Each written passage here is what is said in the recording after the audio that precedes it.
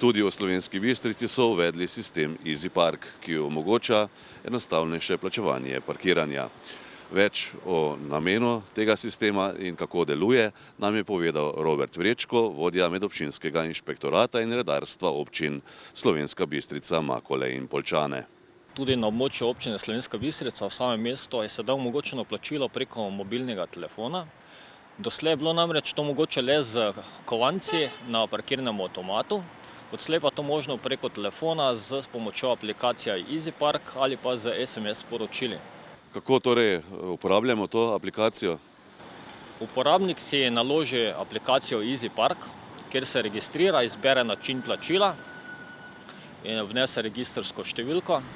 Nato pa na samem parkirišču, kjer so pač različne oznake, kot jih vidimo v ozadju, najde cono, v kateri se nahaja.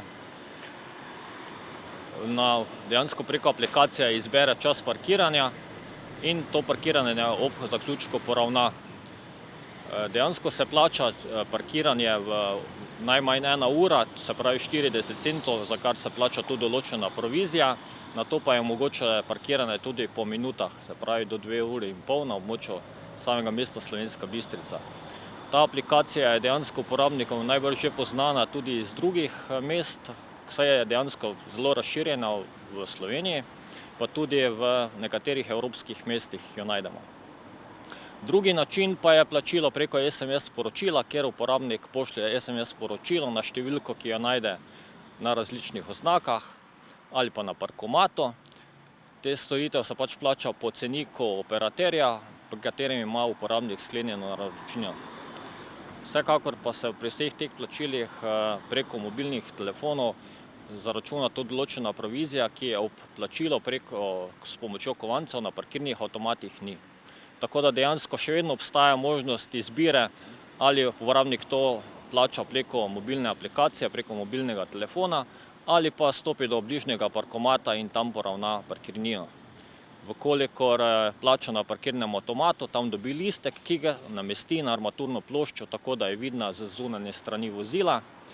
Vkolikor pa je plačilo izvedeno preko aplikacije, naši redarji dobijo obvestilo, da je bila parkirnina poravnana. In imajo pač možnost dostopa do te aplikacije in tako vidijo, kdo je parkirnino poravnal ali pa tudi ne. Ste pa ta parkirišča v mestu razdelili nekako na 2 območji? Tako je, drži. Dejansko sta glede na čas plačila parkiranja je območje mesta razdeljeno na 2 coni. Označili smo jih številko 911, kar pomeni parkirišče Trg Alfonza Šarha v Vošnjakovi ulici in po bližini občine, kjer parkiranje v soboto ni plačljivo, ter na mestno središče, se pravi cona 912, ki zajema ostala parkirišča po mestu, kjer se parkiranje poravna tudi v sobotnem času, v dopoldanskem času. Kakšen pa je zaenkrat odziv občanov oziroma obiskovalcev Slovenske Bistrice? Koliko ljudi je do sedaj že uporabilo ta sistem? Ja, dejansko so občani oziroma obiskovalci našega mesta to aplikacijo uporabljali v približno 2 tednih že preko 200-krat.